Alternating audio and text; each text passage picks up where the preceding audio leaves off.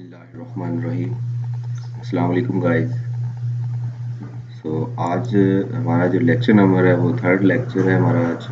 और हम जिस चैप्टर को फॉलो कर रहे हैं वो चैप्टर नंबर 1 है, tax year and residential status के नाम से। आज का हमारा जो डिस्कशन टॉपिक होगा वो होगा residential status of an individual, section 82। पिछले हम 2 लेक्चरों में बात की थी टाइप्स ऑफ टैक्स ईयर के बारे में, और हमने चेंज इन टैक्स ईयर के हम कंपनी का टैक्स ईयर किस तरह चेंज कर सकते हैं और उसका तरीकाकार क्या है। Residential status of an individual के बारे में हम बात करेंगे। रेजिडेंशियल स्टेटस की बात करें तो जिसके पास भी किसी भी कंट्री का नेशनलिटी या उसके पास डोमिसाइल होता है तो वो उस कंट्री का रेजिडेंट पर्सन बन जाता है, उसको टैक्स देना पड़ता है। ठीक है, ये थी एक आम जो जनरल हमारे पास एक बात मतलब चीज़ है जिसमें हम यही देखते हैं चीज़ें कि इसको रेजिडेंशियल स्टेटस देना है या नहीं देना। तो टैक्स के पॉइंट ऑफ व्यू से ये चीज़ें नहीं देखी जाती। टैक्स के पॉइंट ऑफ व्यू से चीज़ें डिफरेंट हैं। वो क्या है वो हम इसमें डिस्कस कर लेते हैं कि अगर एक बंदा रेजिडेंट है तो उसको टैक्स देना पड़ेगा, अगर नॉन रेजिडेंट है तो उसको टैक्स नहीं देना पड़ेगा। और नॉन रेजिडेंट और रेजिडेंट की कुछ कंडीशंस हैं, वो हम आगे फर्दर देख लेते हैं कि किस तरह की कंडीशन है अभी। Residential status for tax purpose has no relationship with nationality और डोमिसाइल। वो कहता है कि जी रेजिडेंशियल स्टेटस जो है ना वो आपकी नेशनलिटी या डोमिसाइल से उसका कोई ताल्लुक नहीं है। अगर आप रेजिडेंट हैं तो अगर आपके पास डोमिसाइल नहीं है या आपके पास नेशनलिटी नहीं है तो फिर भी आप रेजिडेंट हो सकते हैं। इसका आपके नेशनलिटी के साथ कोई ताल्लुक नहीं है रेजिडेंट होने का। ये टैक्स के पॉइंट ऑफ व्यू से बातें हैं सारी। तो दूसरा जी, residential status of an individual is based on number of days. तो बेसिकली रेजिडेंशियल स्टेटस नेशनलिटी या डोमिसाइल पे नहीं बेस करता। रेजिडेंशियल स्टेटस जो है वो एक किसी भी इंडिविजुअल के नंबर ऑफ डेज पे बेस करता है कि he is physically present in Pakistan during a tax year. तो वो कहता है कि नंबर जो रेजिडेंट पर्सन है वो किस तरह रेजिडेंट होगा, अगर रेजिडेंट होगा वो किस पे बेस करेगा, उसके नंबर ऑफ डेज पे कि वो पाकिस्तान में कितने दिन पाकिस्तान में प्रेजेंट था physically. Therefore, a foreigner can also be a resident person। तो इस लिहाज से एक फॉरेनर जो है ना अगर वो पाकिस्तान में आता है और वो स्टे करता है तो वो भी रेजिडेंट हो सकता है। On the other hand, Pakistan national में become non resident for tax purpose. तो कहते हैं कि जो पाकिस्तानी है वो नॉन रेजिडेंट हो सकता है अगर वो पाकिस्तान में वो दिन नहीं गुजारता। नंबर ऑफ डेज जो FBI ने डिफाइन किए हैं अगर वो उन पे पूरा नहीं उतरता, उतने दिन पाकिस्तान में स्टे नहीं करता, तो एक पाकिस्तानी भी जो है ना वो नॉन रेजिडेंट कंसिडर किया जा सकता है। A person may be a resident person in a one tax year and may be a non-resident person in another tax year। तो जहाँ पर हम बात करें कि अगर एक बंदा एफर्ट करे, मैं अपनी मिसाल ले लेता हूँ कि मैं इस साल मैंने टैक्स पे किया, मैं रेजिडेंट पर्सन था, अगले साल मैं पाकिस्तान में स्टे ही नहीं करता। ठीक है, इवन कि मैं पाकिस्तानी नेशनलिटी होल्डर हूँ तो मैं पाकिस्तान में स्टे नहीं करता तो मैं अगले साल नॉन रेजिडेंट कंसीडर किया जाऊँगा क्योंकि मैं पाकिस्तान में स्टे ही नहीं किया। तो रेजिडेंट होने के लिए कंडीशन क्या है कि नंबर ऑफ डेज पे बेस करता है। अब नंबर ऑफ डेज मैंने यहाँ पे गुजारे ही नहीं है तो इसका मतलब मैं नॉन रेजिडेंट भी हो सकता हूँ। तो an individual would be a resident person. एक इंडिविजुअल जो है ना वो किस तरह रेजिडेंट पर्सन होगा if one of the following criteria is fulfil. ये कुछ क्राइटेरिया है जी, अगर तो ये मीट कर जाए तो फिर बंदा जो है ना वो रेजिडेंट कंसिडर किया जाएगा। कैसे जी, अगर एक बंदा 183 दिन पाकिस्तान में 183 या उससे ज़्यादा दिन पाकिस्तान में गुजारता है तो वो रेजिडेंट कंसिडर किया जाएगा। अगर वो रेजिडेंट कंसिडर किया गया तो उससे टैक्स लिया जाएगा। ठीक है जी, 120 दिन दूसरा क्राइटेरिया। अगर आप 183 में वो आपको चेक करते हैं कि इसने पाकिस्तान में 183 डेज गुजारे हैं या नहीं गुजारे, अगर नहीं गुजारे तो फिर वो दूसरा क्राइटेरिया भी आ जाएंगे। वो फिल्टर क्या है, उसमें से आपको गुजार के चेक करेंगे कि ये रेजिडेंट है या नहीं है। उसके लिए क्राइटेरिया ये कि 120 दिन इस टैक्स ईयर के, इस साल के, और 365 दिन पिछले जो 4 साल आपने गुजारे हैं, पिछले जो 4 साल गुजरे हैं ना उसमें आपके चेक किया जाएगा कि आपने उन 4 सालों में क्या 365 दिन पाकिस्तान में गुजारे हैं। अगर तो आपने पिछले 4 सालों में 365 दिन पाकिस्तान में गुजारे हुए और 120 दिन इस साल के पाकिस्तान में गुजारे हुए, तो फिर भी आप रेजिडेंट कंसीडर किया जाएंगे। ठीक है जी। A government employee posted abroad in the tax year, अगर एक गवर्नमेंट का मुलाजिम है उसको बाहर भेजा जाता है फॉरेन अफेयर के सिलसिले में, चलो जी आप बाहर चले जाइए, बाहर आपने काम करना है। अगर वो बाहर काम करता है तो वो पाकिस्तान में प्रेजेंट नहीं है, लेकिन इस केस में भी उसको रेजिडेंट कंसीडर किया जाएगा। अब नॉन रेजिडेंट की क्या कंडीशन होगी कि अगर वो in non resident in condition पे फुलफिल होता है तो उसको नॉन रेजिडेंट कंसीडर किया जाएगा। अगर नॉन रेजिडेंट हो गया तो उससे टैक्स नहीं ले सकती पाकिस्तानी गवर्नमेंट।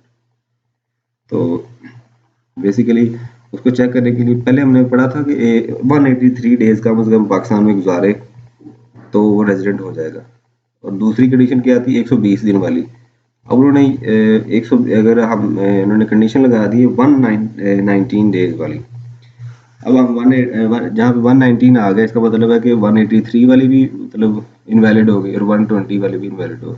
दूसरा फिल्टर आ गया, दूसरे में चेक कर रहे हैं अब, क्योंकि 190 डेज जो है ना वो दूसरे वाले फिल्टर में आ रही बात, जो रेजिडेंट वाली थी ना, जो मैं आपको दिखाऊं, ये देखा 183 डेज थे। अब वो इसको नहीं देख रहे, अब वो यहाँ पे आ रहे हैं सेकंड वाले पोर्शन पे, सेकंड फिल्टर में से हमें गुजार रहे हैं।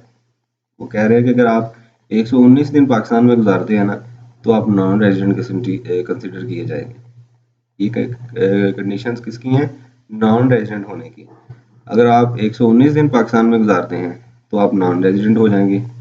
अगर आप 120, ठीक है जी, दूसरा क्राइटेरिया आप पे अप्लाई होगा। अगर 120 दिन या 182 दिन, वही बात आ गई ना कि उसमें था 183, अगर आप गुजारते हैं तो आप रेजिडेंट हो जाएंगे, अगर 182 गुजारते हैं तो नॉन रेजिडेंट हो जाएंगे। तो 364 days in the proceeding for tax year, तो आपके पिछले 4 सालों में आपका पाकिस्तान में स्टे चेक करेंगे कि आपने 365 अगर दिन गुजारे हुए तो आप रेजिडेंट हो जाएंगे।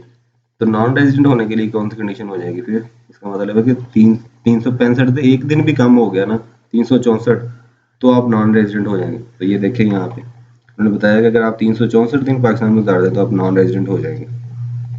एक गवर्नमेंट एम्प्लॉय, वो पोस्ट उसकी अब्रॉड वो काम कर रहा है इन the tax year, can not be a non resident. तो अगर एक बंदा बाहर काम कर रहा है तो वो फिजिकल पाकिस्तान में तो प्रेजेंट नहीं है, तो इसका मतलब है वो तो उस केस में भी नॉन रेजिडेंट था, वो रेजिडेंट इस केस में भी जो उसे टैक्स लिया जाएगा। They can not be a non resident, वो नॉन रेजिडेंट नहीं हो सकता। अब वो कौन से रूल्स हैं जी जिनको फॉलो करते हुए हम वो डेज काउंट करेंगे, क्योंकि रेजिडेंट का स्टेटस है ना वो नंबर ऑफ डेज पे बेस करता है। और अब उन डेज की कैलकुलेशन किस तरह करनी है, क्या क्या कौन कौन से दिन हम उसमें शामिल करने हैं, कौन कौन से एक्सक्लूड करने हैं, कौन कौन से इंक्लूड करने हैं, वो रूल जो बताए गए हैं वो इनकम टैक्स रूल 2002 में बताए गए हैं। वो कौन सा रूल है जी? Rules to count days an individual present in Pakistan become vital. ये रूल तब अप्लाई जो है थोड़े से वाइटल हो जाते हैं जब एक बंदा पाकिस्तान में आता जाता रहता है। तो उस केस में जो है ना ये रूल्स बनाए गए हैं कि इस केस में किस तरह हमने जो है ना कंसीडर करना है नंबर ऑफ डेज को कि वो रेजिडेंट है या नॉन रेजिडेंट है। Rule 14 of the income tax rule prescribe the procedure for counting of days as under. अब किस तरह हम काउंट करेंगे? पहला जी, पार्ट ऑफ डे, वो दिन का वो हिस्सा that individual present in Pakistan count as a whole day. फर्ज करें जी एक बंदा पाकिस्तान से जाना चाह रहा है, ठीक है, तो वो जाता है शाम के 7-8 बजे, तो 12 बजे के बाद जो आपका दिन चेंज हो जाता है, तो वो जो 5-6 घंटे का डिफरेंस है ना, वो पार्ट ऑफ द डे, वो भी फुल डे कंसिडर किया जाएगा कि आप पाकिस्तान में थे। ठीक है, आगे इसमें कौन कौन सी चीज़ें शामिल हैं जी? वो कहता है कि अ डे ऑफ अराइवल, जिस दिन आप पाकिस्तान में आते हैं वो दिन भी आपका कंसिडर किया जाएगा। ठीक है, चाहे आप वहां से निकले हैं किसी भी कंट्री से 6 बजे शाम के, आप पहुंचे हैं जी 11:55 पे, ठीक है, इसका मतलब 5 मिनट रह गए थे आपका नेक्स्ट डेट चेंज होने में, तो 5 मिनट में आप जिस दिन आ रहे हैं वो भी आपको कंसिडर किया जाएगा आप पाकिस्तान में मौजूद थे। इसका मतलब डे ऑफ अराइवल पाकिस्तान में मौजूद थे, वो भी आपका दिन काउंट किया जाएगा। Day of departure from Pakistan, जिस दिन आप पाकिस्तान से जा रहे हैं वो भी आपका दिन काउंट किया जाएगा। पब्लिक हॉलीडे, कोई सरकारी छुट्टी आ गई है तो उसको भी कंसिडर किया जाएगा कि ये आप इस पाकिस्तान में थे। डे ऑफ लीव, जिस दिन आपने छुट्टी की किसी वजह से, तो वो भी आपकी कंसिडर की जाएगी कि आप पाकिस्तान काउंट होगी। A day that the individuals activity in Pakistan is interrupted because of strike.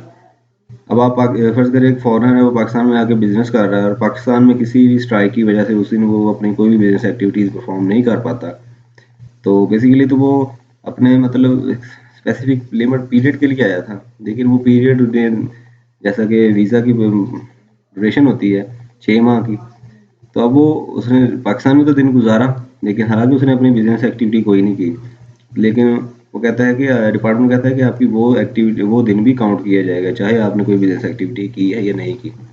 Lockout और delay in receipt of supplies, या किसी भी किस्म की वजह से सप्लाई की अदम दस्तियाबी की वजह से आपने अपनी बिजनेस एक्टिविटीज़ नहीं कर पाए, तो आपसे टैक्स ज़रूर लिया जाएगा, सॉरी आपको वो आपका दिन जो है ना वो काउंट किया जाएगा। Holidays spent in Pakistan before, during और after any activity in Pakistan does not count as a day present in Pakistan. अगर कोई भी हॉलीडे आपने गुजारी है इस एक्टिविटी से पहले, दरमियान या उसके बाद, बिजनेस एक्टिविटी के बाद, आप एक फर्ज करें आप किसी मिशन पे आए थे, आपने कुछ काम करना था, आपने उस दिन से पहले आपने कोई काम मतलब कोई हॉलीडे गुजार ली, या उसके दौरान आपने कोई हॉलीडे गुजारी, या उसके बाद कोई हॉलीडे आपने स्पेंड की पाकिस्तान में, तो वो आपका दिन पाकिस्तान में काउंट नहीं किया जाएगा कि आप प्रेजेंट थे। ठीक है जी। अब आगे बात कर लेते हैं कि एक स्पेशल केस है जिसमें देखा जाता है कि क्योंकि ये थोड़ा सा क्रिटिकल मसला होता है रेजिडेंशियल स्टेटस का। अगर आप एक दिन भी मतलब पाकिस्तान में उस क्राइटेरिया पे मीट नहीं ना करते, तो आपसे आप नॉन रेजिडेंट हो जाएगा और आपका टैक्स नहीं लिया जाएगा। इसीलिए डिपार्टमेंट भी बड़ा डेप्थ में जाके इन चीज़ों को देख रहा है। वो अब ये देखें, वो कह रहा है कि a day or part of day where an individual is in Pakistan solely by reason of being in transit between two different places outside Pakistan does not count as a day present in Pakistan। बस करें कि जी आप Japan में थे, आप आपने 119 दिन पाकिस्तान में गुजारे, आपने 119 दिन पाकिस्तान में गुजारे। ठीक है जी। अगर आप एक मजीद दिन और गुजार लें तो आप जो है ना रेजिडेंट हो जाएंगे। ठीक है जी। तो रेजिडेंट हो गए तो आपसे टैक्स लिया जाएगा, लेकिन आपने 119 दिन गुजारे थे पाकिस्तान में इस टैक्स ईयर में। आप फर्ज करें कि 119 दिन गुजारने के बाद आप जापान में थे मौजूद, जापान से आपने चाइना जाना था। अब जब आप जापान से आपने फ्लाइट पकड़ी चाइना के लिए, तो बीच में पाकिस्तान पड़ रहा था। जब पाकिस्तान के बॉर्डर टेरिटरी में आप एंटर हुए, तो आपके जहाज़ में कोई फ़नी ख़राबी आ गई। तो फ़नी ख़राबी की वजह से आपने क्या किया कि जहाज़ को आपको लैंड करवाना पड़ा और आपको एक दिन का स्टे पाकिस्तान में करना पड़ा। तो वो कहता है कि transit between two different places outside Pakistan does not count as a day present in Pakistan. तो अब क्या करेंगे कि आपने वो किसी मजबूरी की वजह से वो दिन पाकिस्तान में गुजारा है, तो हम वो दिन है जो वो काउंट नहीं करेंगे कि आप पाकिस्तान में थे, क्योंकि 119 दिन तो ऑलरेडी गुजार चुका था पाकिस्तान में। तो अगर वो वाला दिन भी पाकिस्तान में काउंट कर लेते तो वो रेजिडेंट बन जाता, तो रेजिडेंट बन जाता और उससे टैक्स लिया जाता। तो यहाँ पे डिपार्टमेंट ने थोड़ी सी लेवरेज दी है कि वो दिन आपका काउंट नहीं किया जाएगा। Thanks for watching. होप्स हो कि आपको रेजिडेंशियल स्टेटस की समझ आ गई होगी। रेजिडेंशियल स्टेटस क्यों ज़रूरी है, ये आपको अगर आप किसी भी मतलब टैक्स प्लानिंग करते हैं या टैक्स मैनेजमेंट में काम करते हैं किसी भी फर्म में, तो आपको ये चीज़ें प्रैक्टिकली आपको ये चीज़ें देखनी पड़ेंगी कि, और इसी की बेस पे बिजनेसेस जो है ना, बिजनेसमैन लोग पाकिस्तान से जो है ना अप्रूवल बाहर करते हैं। अगर वो बाहर करेंगे तो पाकिस्तान उनकी कोशिश होती है कि पाकिस्तान में टैक्स ना देना पड़े, और वो अपना जो है ना टाइम ज़्यादा बाहर के अब्रॉड में कंट्रीज़ में गुजार के वो उस क्राइटेरिया में फॉल ना करें ताकि वो टैक्स से बच सके। होप्स हो कि आपको रेजिडेंशियल स्टेटस की समझ आ गई होगी। फी अमान।